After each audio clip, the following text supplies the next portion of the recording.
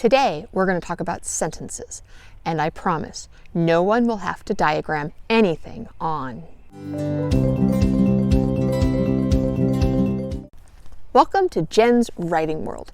If you have a story to tell, you are in the right place. Let's do it 10 minutes at a time. Well, you might notice that I am not in my office. It is a beautiful spring day. I got back from a run, thus the neon garb, because safety first, and I thought it might be nice to come outside to talk about a topic that nobody wants to talk about, and that's grammar. Also, the running garb is because I know we all want to run for the hills when we hear about grammar, and it brings back memories of high school and diagramming sentences and getting marked down because we didn't know where to put the comma. I promise you though, things are going to be different here. I'm going to talk about grammar in the smallest way possible so that each week you come away with one idea and you remember it and you use it when we do our 10-minute writing sessions. I also forgot to mention, I'm racing the sun. It's kind of right there. There's a bunch of trees, but as the sun gets higher, I'm going to end up more shadowed in my face, so we're going to make this short, which I assume, since we're talking about grammar, makes you go, hooray! So let's get started. You may have learned in school that a sentence contains a subject and a predicate. Don't worry about those words. All you need to know is that a complete sentence has a subject and a verb.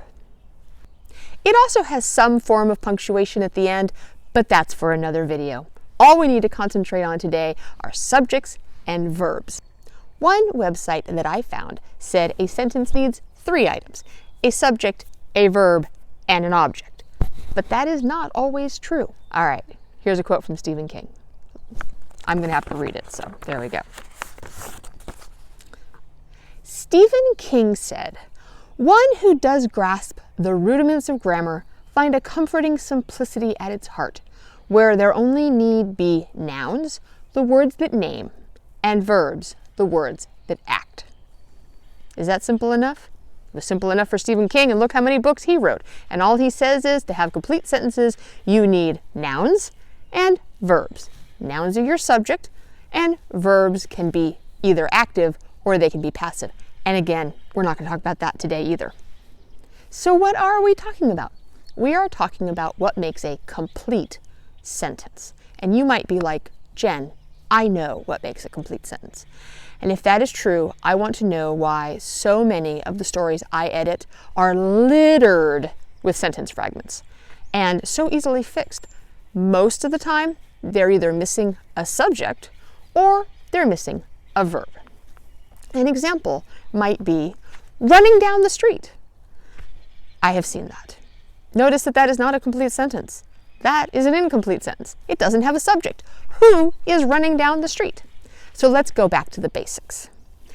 Pears dance is a complete sentence.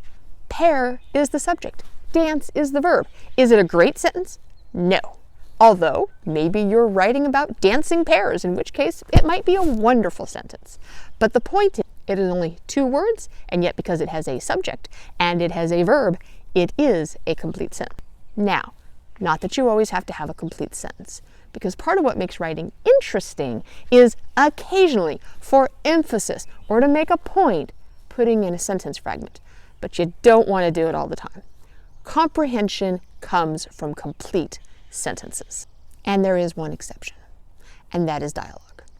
If you are writing dialogue, you will probably use a lot of sentence fragments, mostly because people in real life do not talk in complete sentences. If I say, "How are you?" you don't say, "I am fine." You say, "Fine." You say, "Good." You say, "Awful." None of those words are complete sentences, but they all make sense in dialogue. So know that if you're in dialogue, you can get away with a lot of incomplete sentences. If you're outside of dialogue, if you're in narration, if you're in description, if you're in action can be a little wobbly, but for the most part, you want to focus on complete sentences. And this doesn't have to be boring. Even though Pears dance is a complete sentence.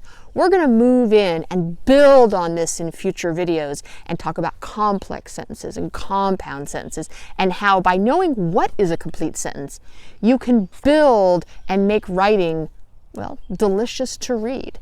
But in order to do that, you have to know what a complete sentence is. And there's one more reason besides being understood and being able to build better sentences about knowing what a complete sentence is. You might have heard of the term independent clauses in your high school English class or college English class. Dependent clauses, independent clauses, and you're like, what is that? Well, this is very simple. An independent clause is a complete sentence. Now you know. So when you hear people talking about independent clauses, you know that's a complete sentence. And logic would tell you then that a dependent clause is not a complete sentence.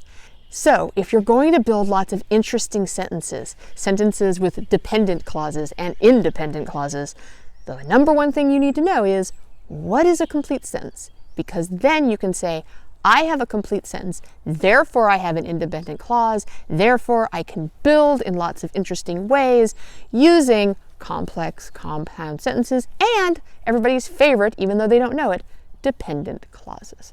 More things that we'll have to talk about. See, this is why you should come back every Thursday, because in the small chunks we're going to deal with, it's going to take us a long time before we even get out of what sentences are. But I promise we'll get there, and hopefully you'll find it easy. So tomorrow we're going to do some writing again, because it's Friday, 10 minutes.